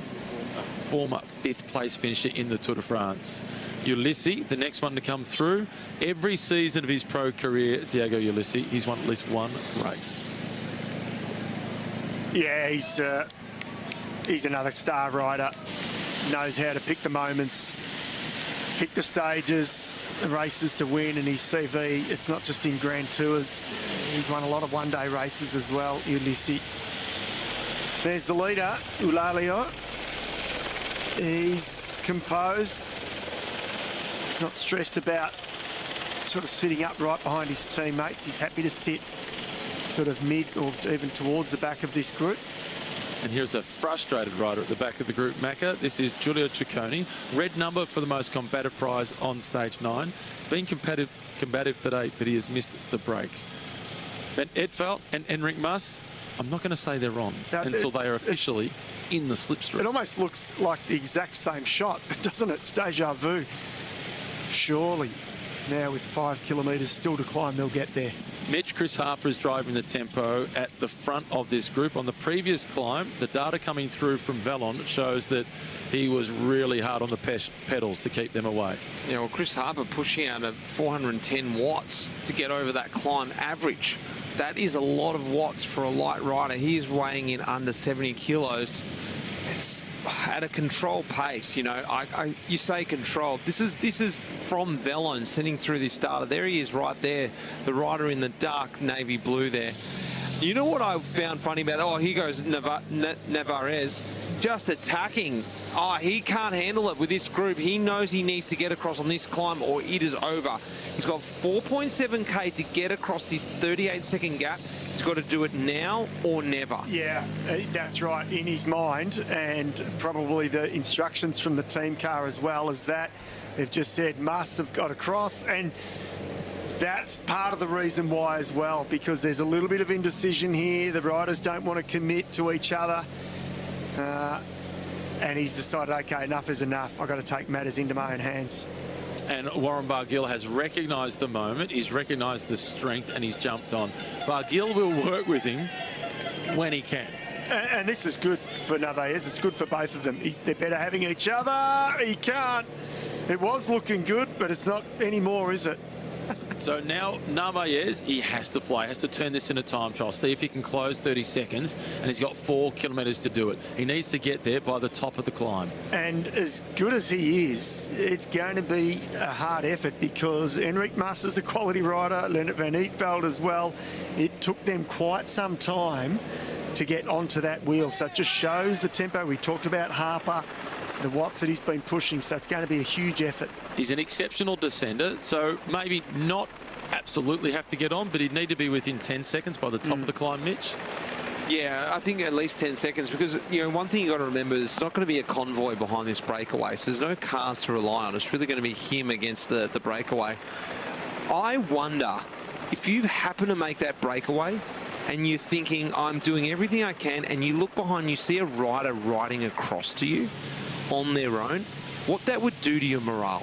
And how about when that rider that rides across has already won 2 stages in this year's Giro? You just must be thinking, oh, we're doomed. I've just been hanging on for grim death in this group, and someone's ridden across from the peloton on their own. Well, look, he's not there yet.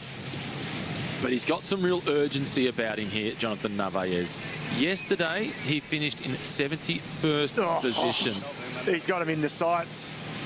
Look at the way he just accelerates out of the saddle. I mean, this is reminiscent in the Tour, was it last year, with Pogacar, when he just lighted up. He'd do that last surge. It would only be probably at the most 500 metres, but it was enough to just explode the best riders in the world. And he's just made this look so easy.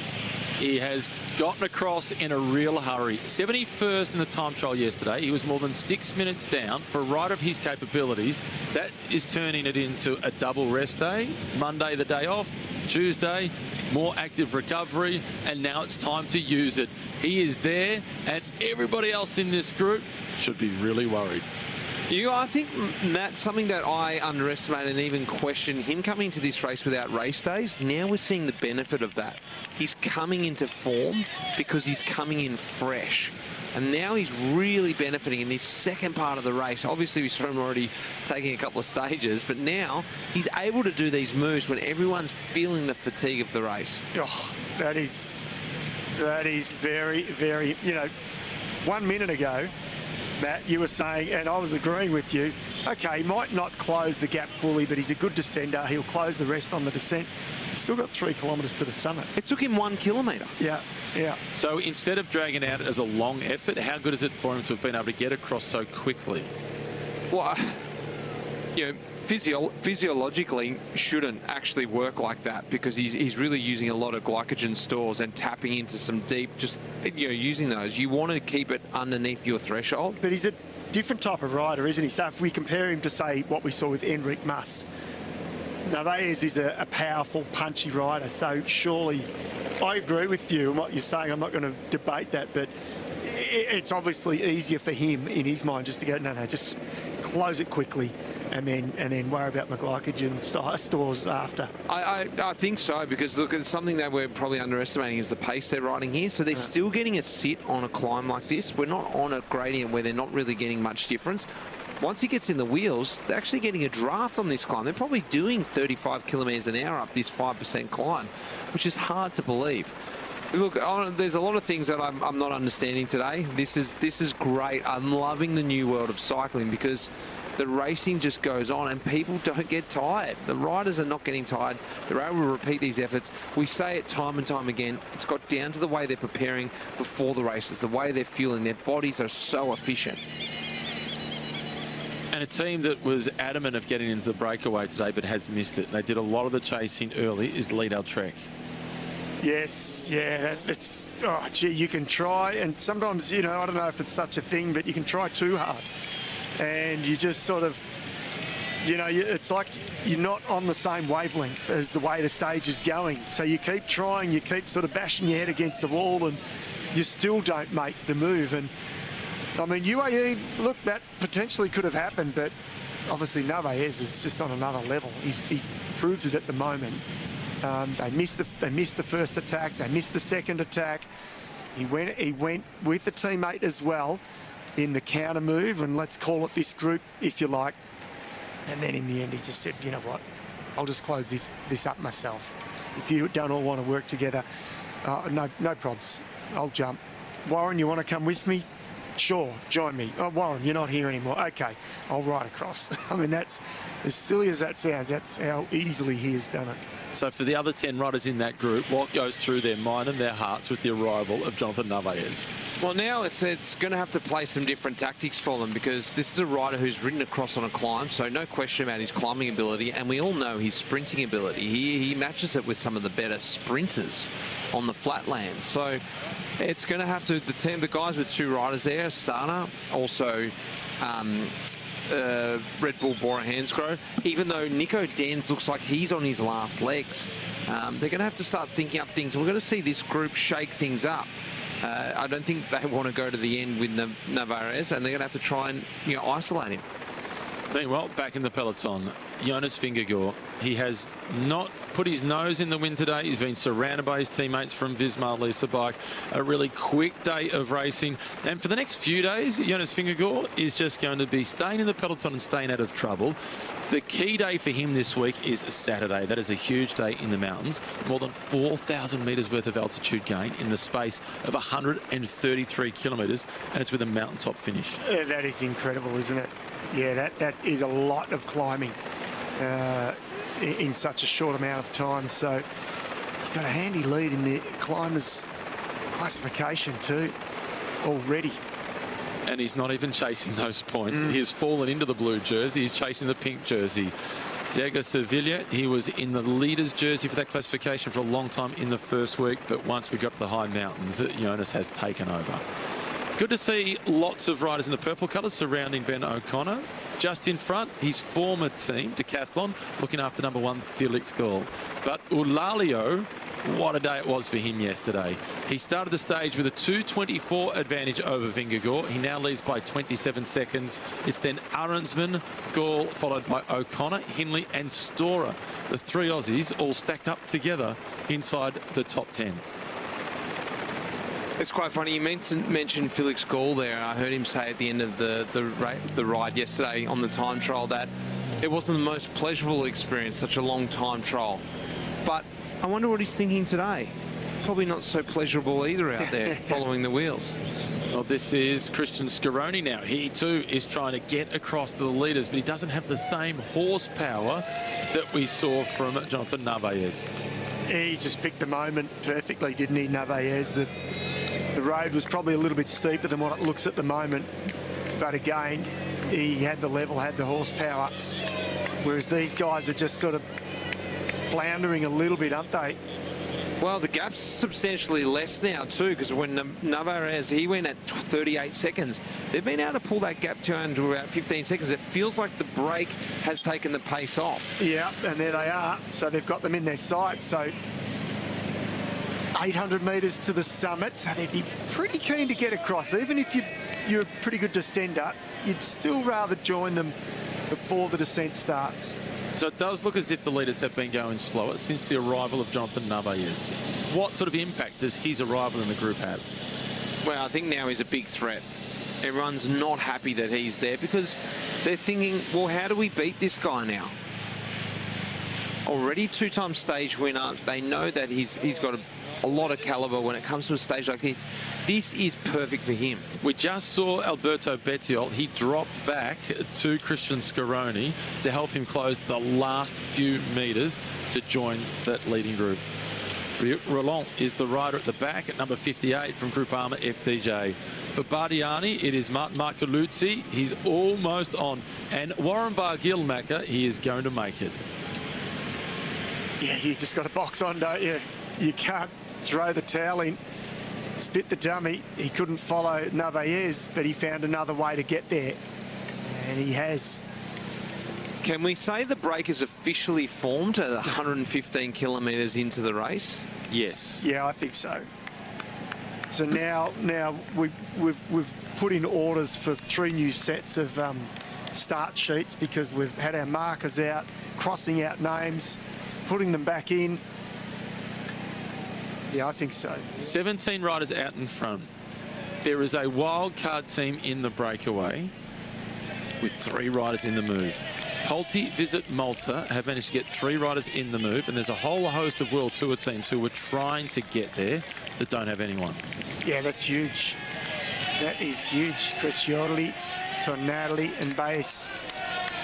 So that's really good from these guys. They go over the top of the first of the climbs. It will have no impact on the King of the Mountains classification. This is Warren Barguil. Relief that he's made it.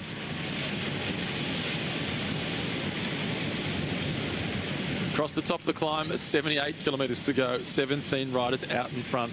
The peloton, they haven't completely eased off, but it's looking good for the leaders.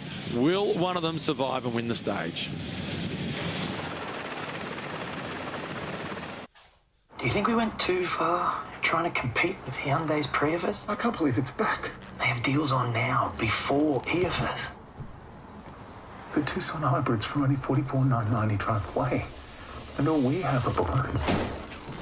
Find great deals on models like the Tucson Hybrid, i30 Sedan Hybrid, and Kona Electric at participating dealers. Hyundai Prius. Great deals without the gimmicks. Ron, book the Skyrider.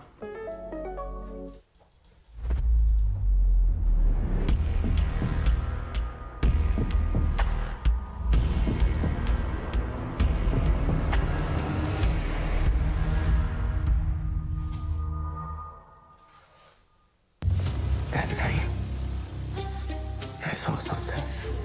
There's danger everywhere, but danger had never looked quite like this before. Under the Bridge, stream free on SBS On Demand. Here in Kenya, worried mothers face another sleepless night. Aisha is just 2 years old, and her body is starting to shut down. She has severe acute malnutrition. Extreme drought has caused a devastating shortage of food. Malnutrition is painful, ruthless, and deadly. But there's a simple solution that your support could help quickly provide. This packet of food paste is cheap, nutritious, and could quickly help save a child's life.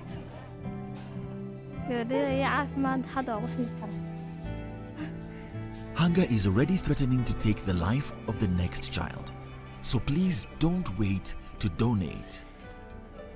Before another sleepless night, call 1-800-298-573 or go to savethechildren.org.au to give $3 a week.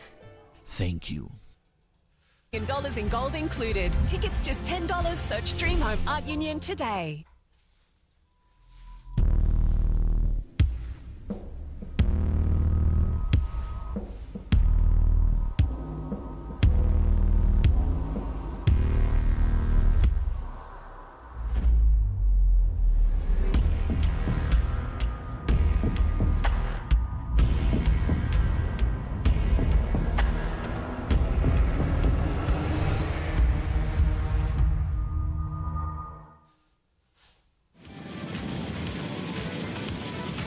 On the left, the Giro d'Italia continues with a breakaway group of 17 holding on to an advantage of 1:45 ahead of the peloton. Meanwhile, down towards the finish line, the E-Giro once again is underway, as it is throughout each stage of the race. Andrea Taffi has been amongst it, so too has Gianni Bugno and Claudio Chiappucci, greats of the 90s for Italian cycling.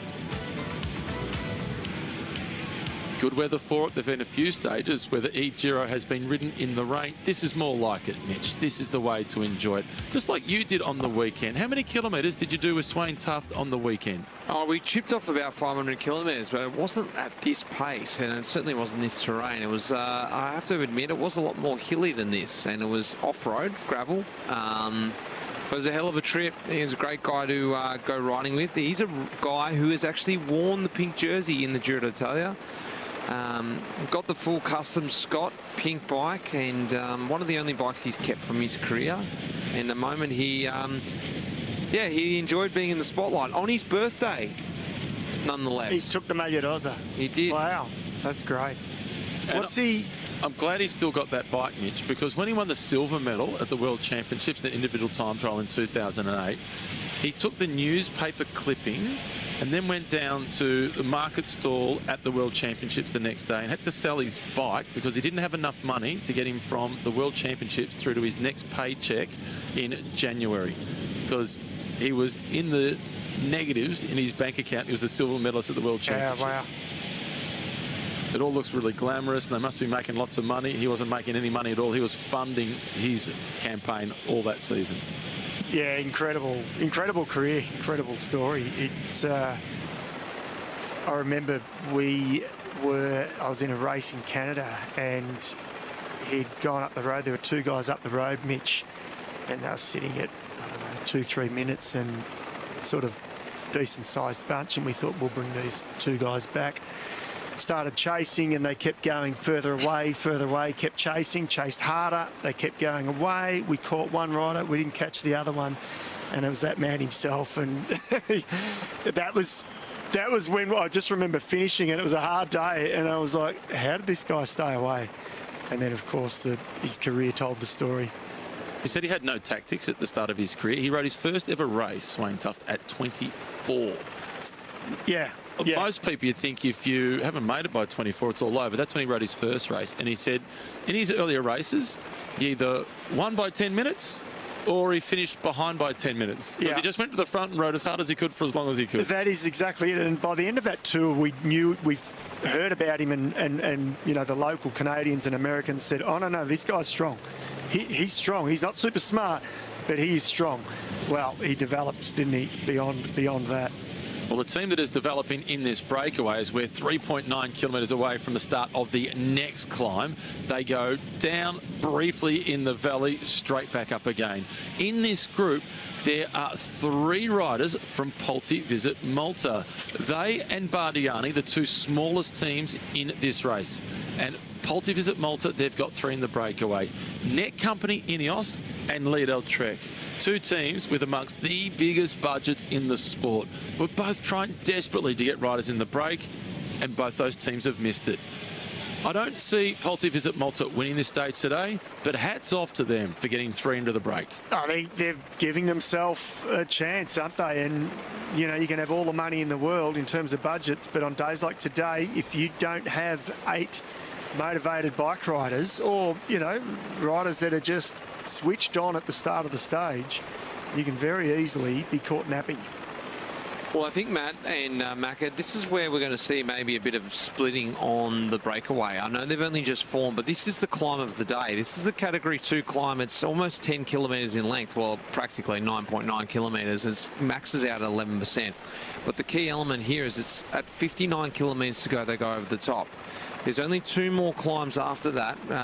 They're smaller climbs, so I think this is going to be a bit of a shake-up in the breakaway. Plus, some of the guys are going to be feeling the pinch. Yeah, you're spot on, and it's a good 10 to 12, possibly more, 15 kilometres of descent. 50 kilometres to go, take off 15, and what we're seeing in modern cycling now, riders, no problems at all, are attacking 50, 70 kilometres to go, even solo, because they're confident they can take it all the way to the finish. So I'm not sure a solo rider will go, but I think you're right. I think we're going to see the next phase of the race now unfold.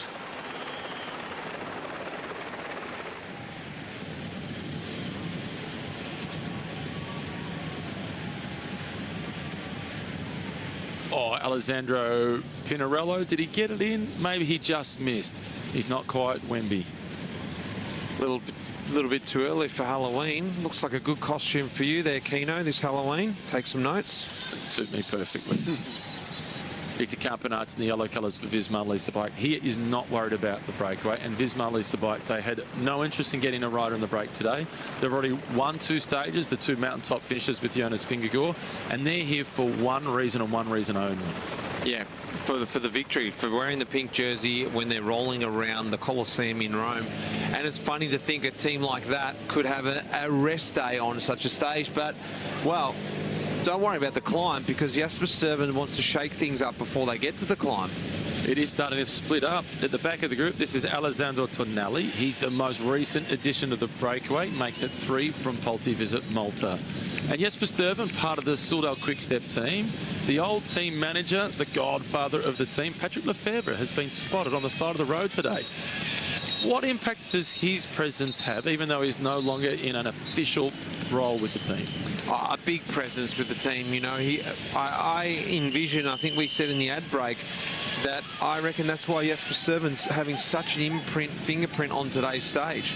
Knowing that, yeah, as you said, the godfather's on the side of the road today.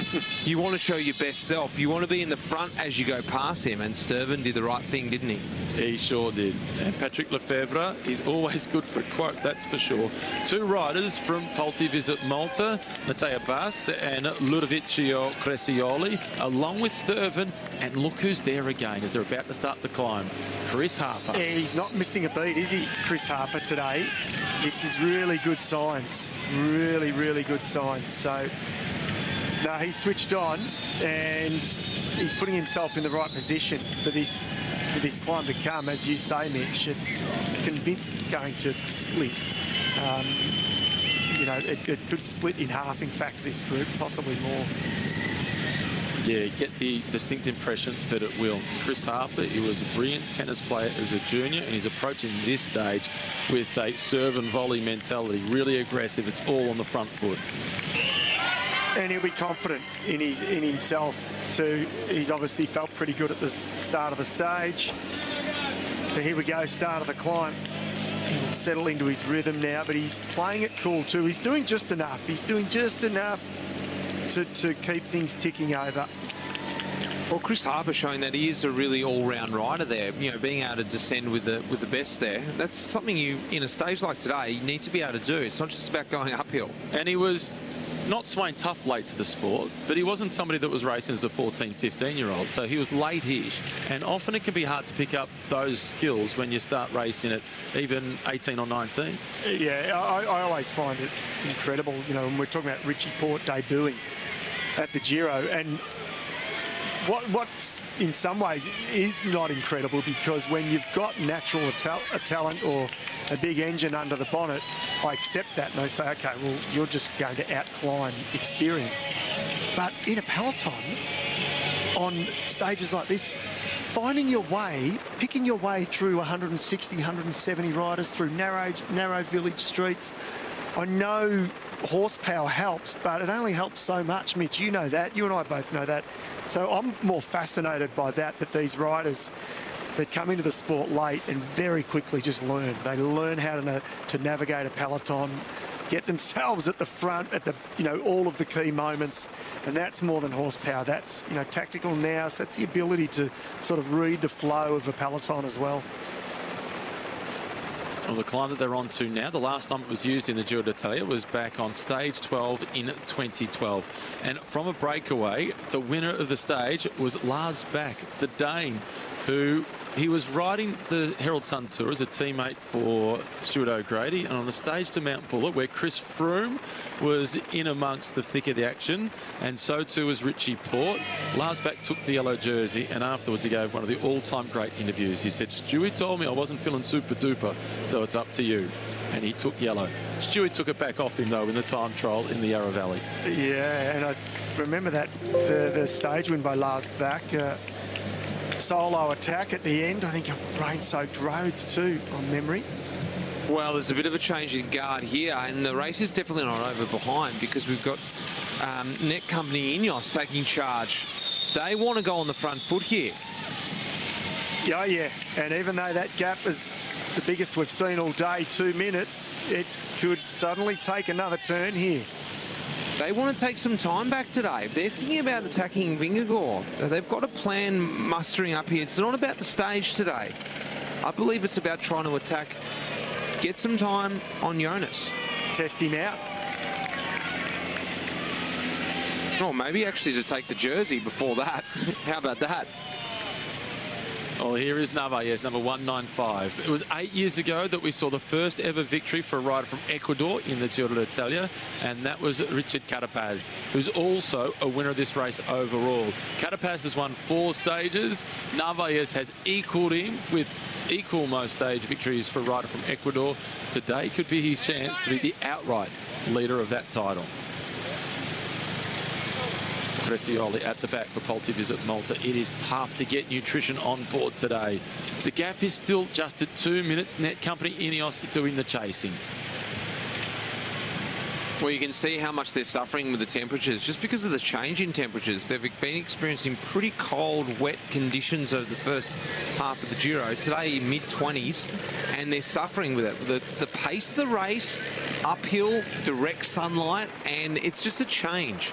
You know, give them a couple of days of this, they'll get used to it. But it's that first day you get the heat again, you suffer, don't you, Mako? Yeah, you do. And, you know, we've talked about the fast start and where they wouldn't have had access to, you know, the exact sort of fueling that they wanted from their team cars, etc. So, yeah, that too comes into play as well. How difficult is it to adapt to the massive changes in weather from Potenza on stage 5, where it was bitterly cold and wet, to this? Here's a look at the lineup for Net Company Ineos. It's Big Ben Turner, who's setting the tempo at the front. Yesterday's stage winner, that is Filippo Ganna, who's in second position. Also within this team, we have the Aussie Jack Haig, Egan Bernal, the Colombian national champion. Also out there is Magnus Sheffield, Embert Sved Bargsted, the Norwegian, and Connor Swift, captain on the road. But they're working today for Tymon Arensman, who starts in third position overall, 1 minute and 57 seconds behind the pink jersey, which has him 1.5 minutes behind Jonas Vingegaard. Not many left in that peloton either. Yeah, not at all. And just trying to look for Jai Hindley, I think, just onto the right of the screen there. And haven't seen Michael Storer as yet, but I'm confident he'd be in there somewhere. He's harder to find than Wally. Yeah, is he? Yeah. He is that well hidden. The Cinque Terre. Yeah, this is beautiful. the postcard of Italy. And again, for those of you at home, if you've been to Italy and been to the Cinque Terre, or if you've been to Italy but you haven't done this, I'm sure many of people know about it. These are the beautiful little villages. Pretty much all of them have dead-end roads down. Some of them you can't get to on memory. You can, but you've got to walk along the coastline from village to village. They are absolutely stunning. There's 5 villages. That's the Cinque, and it's just really hiking, isn't it, Maka? And no cars, just trains in between, or, you know, great restaurants. I've been there with my brother many years ago after the Giro. He came across and we did a little trip, and we went down the Cinque Terre, and we had a couple cleansing ales, you could say. It's lovely. Seafood. Yeah, I mean, that's the menu in these little villages right on the water. Wasn't the same Giro that you went to the Parma cheese factory on the rest day? It was, actually. Take the cheese with you? It was underneath the bus, too big to carry. You seen one of those wheels of Parmesan cheese? Went down on the rest day when in Parma. Went down and had a look at the Parmesan cheese factory and bought myself a wheel of cheese. Why not? There is Aperol on top. The famous Italian drink, Aperol on top for those in the breakaway. This is Barguil. He is hunting an elusive stage victory in the Giro. He's got 2 at the Vuelta, 2 at the Tour de France. If he does win a stage here, he'll become the 116th rider to have won a stage in all 3 Grand Tours. 115th was in this race. That was Jonas Vingegaard. This is Ulysses. He's not too happy with the current situation. And how much of this is inspired by the presence of Jonathan Narvaez to go this early? Yeah, well, look, and to be fair, not just Narvaez, there's a number of good riders here. So Ulysses is like, you know what, I don't want to go to the top of this climb. This is the big climb of the day with the company that I'm with at the moment. So I've got to test them out, got to see who's got the legs. And Enric Mas very quickly reacted there. He was on the front already. And again, Chris Harper, he is stealth. You know what I liked about that too was Ulysses went with the guys he knew he could handle. He took the big climbers with him because he thought, you know what, I can get rid of you in the sprint. So that was a very tactical move by Diego Ulysses. But of course, he's the absolute veteran there. And how about this move back in the peloton? It's now Bahrain victorious. They return to the front. This is Matis Pashins, who's at the front, because Net Company Ineos, they've stopped chasing. They've backed it off, yep, and the gap is just going out a little bit more. I think Navarez is suffering a bit. I saw him throw water over his head before. I saw the clip before that as well. Yeah, I'm wondering. Or is he just playing a cool hand? We will not underestimate him, that is for sure. Ulysses and Harper at the front. Enric Mas is the next in line. Filippo Ganna with 8 stage victories. He now matches Diego Ulysses, who's out to make it number 9 today. Harper is out to make it number 2. Enric Mas is searching for his first. Big reaction coming from behind us. Warren Barguil, who was leading the charge. When they get to the top of the climb, Mitch, it's probably close to 10 kilometres before the descent really starts. Yeah, it's a bit of a plateau at the top, but I think that's going to suit the group like this. But then here we go, Jonathan Navarez, he's off. Calling my bluff. Yeah. He was just going back for a quick water, but he needs to move now. He knows this is the time. That is a quality group going off the front. Oh, and has he gone? Look at that. This is, again, just a big acceleration. It's almost like he's just doing it with ease. It's not a computer game, but he makes it look as if it is. He's just hit the power up and across he goes. Yeah. Yeah, it's like the new rules in F1 with the power surges. He's just like, yeah, I've got a few of those left. I'll just use another one now. It has to happen. Well, Ulysses looked around his shoulder there to much disappointment to see the arrival of Navarez.